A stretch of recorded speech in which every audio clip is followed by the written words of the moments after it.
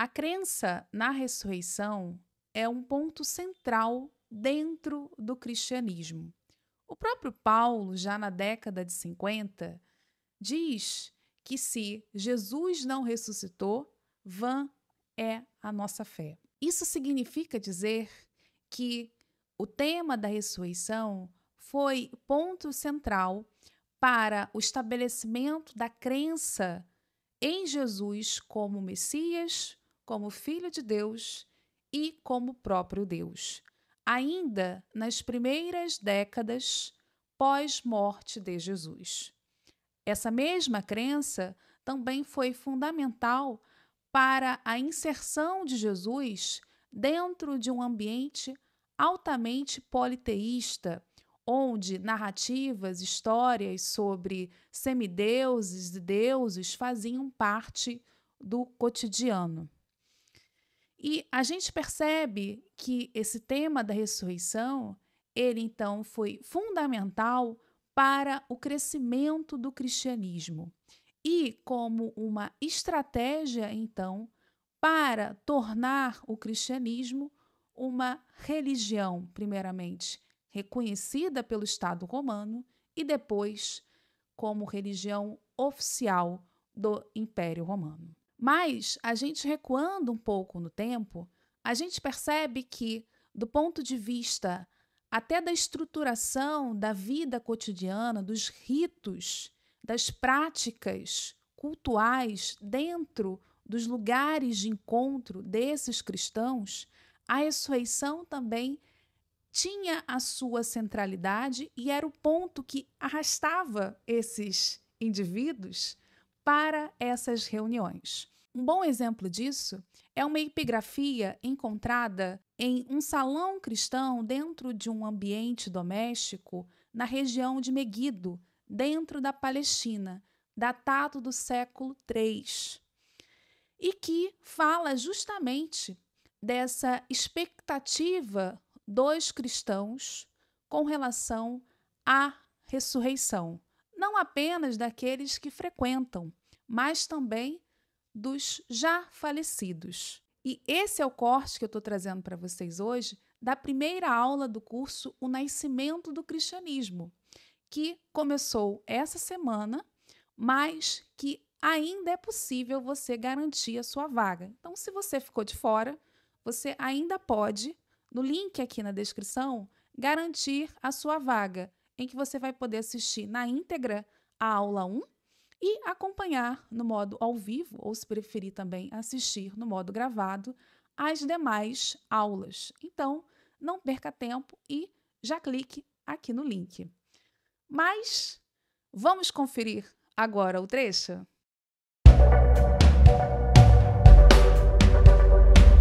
Uma terceira inscrição, que também foi encontrada em Meguido, diz o seguinte: tá? Lembre-se de Primila, Ciríaca, Doroteia e Creche, né?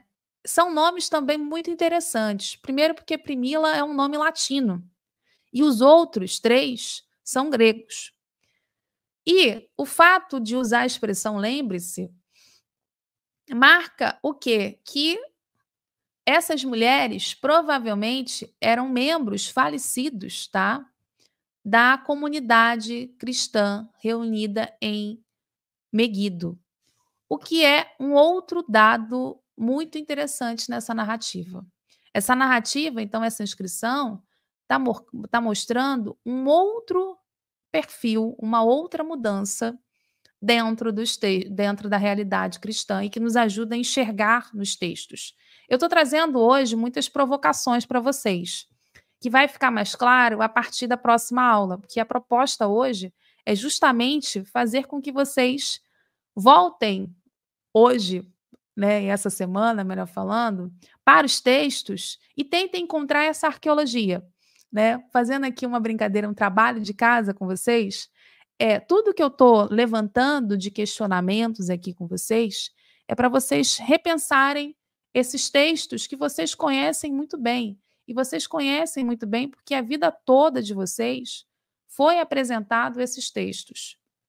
Ou seja, os 27 livros do Novo Testamento. Mas essas informações da arqueologia e que marcam e que deixam muito clara por que que o cristianismo foi possível, como que o cristianismo surgiu, ou seja, o contexto que dá base para a formação desse cristianismo. Sem arqueologia, a gente não consegue entender. É como se o quebra-cabeça não fechasse. Com a arqueologia, a gente entende as motivações, os contextos, o Sinnsleben, ou seja, o que leva, então, o que possibilita que um movimento judaico coloque Jesus, primeiramente, como um Messias, depois, com a chegada de novos seguidores que não são de origem judaica, como um filho de Deus ou como o próprio Deus, um curandeiro importante. Então, todas essas dinâmicas que eu estou elencando hoje, a partir saindo da Palestina e indo para a diáspora. Mas, então, voltando, sem sair da Palestina, eu estou vendo aí, ó, uma latina e outras 3 gregas dentro desse espaço, né. E se essas mulheres eram já falecidas, tem um detalhe aí muito bacana nessa questão. Isso marca uma outra mudança. O cristianismo passa a se organizar como uma associação voluntária. Aí você pode perguntar: "Juliana, mas o que que é uma associação voluntária?".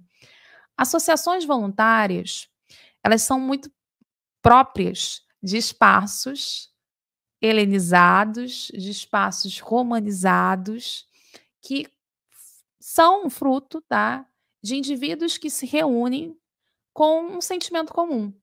Porque tem uma mesma crença numa divindade ou divindades comuns, indivíduos que têm o mesmo ofício, indivíduos que têm a mesma etnia. Então, associações voluntárias eram para isso, eram formas de se organizar dentro do Império Romano, que, enfim, era um império todo mediterrâneo, ou seja, com uma dimensão aí que atravessava o Mediterrâneo antigo. Essas associações, elas funcionavam também forma de juntar pessoas que tinham a mesma identidade, o mesmo sentimento, a mesma crença, mas também que queriam alcançar algo. E as associações voluntárias, muitas delas, tinham a preocupação em garantir uma boa morte. E é muito comum você ler o quê? Doações, preocupação com os mais pobres, por exemplo.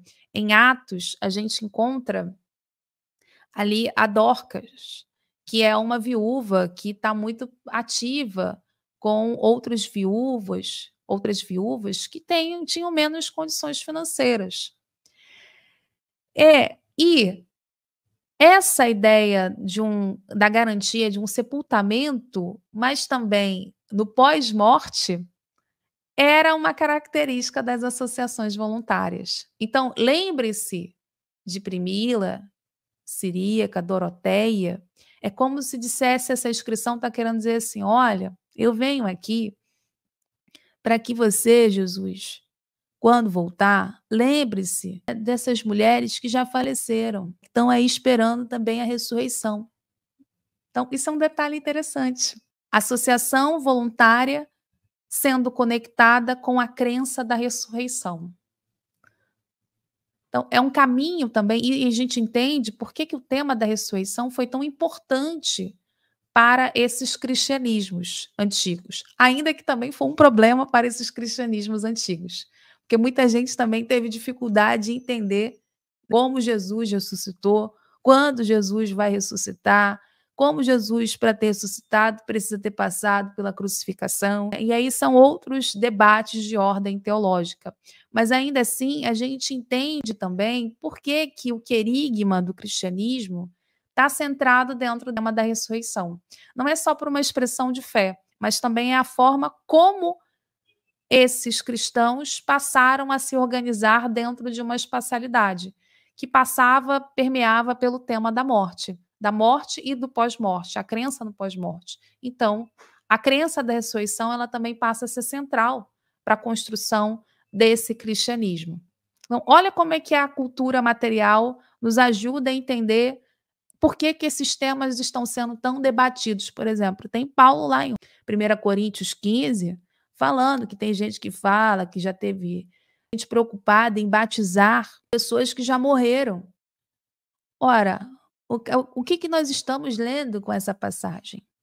É um indivíduo que sai da sua casa, passa a frequentar uma comunidade como essa, uma eclesia, uma casa, um salão, porque ele está preocupado com o familiar dele que se foi. E aí ele quer saber se o familiar que já morreu pode ser batizado, ou se ele se batizando em nome do familiar que já morreu, vai garantir então o pós-morte dele. E essa dinâmica de associações voluntárias com essas crenças a gente também encontra em outros lugares. Então, esse é um ponto aí interessante dentro dessa E passagem. aí, gostou do conteúdo? Então já se inscreva aqui no canal, deixe seu like, que é muito importante para que eu possa continuar o meu trabalho de divulgação científica. Compartilhe também esse vídeo com amigos e familiares. E se você já gosta do meu trabalho, já está aqui mais tempo, cogite a ideia de se tornar membro do canal. São 3 categorias, só escolher a sua. Até a próxima!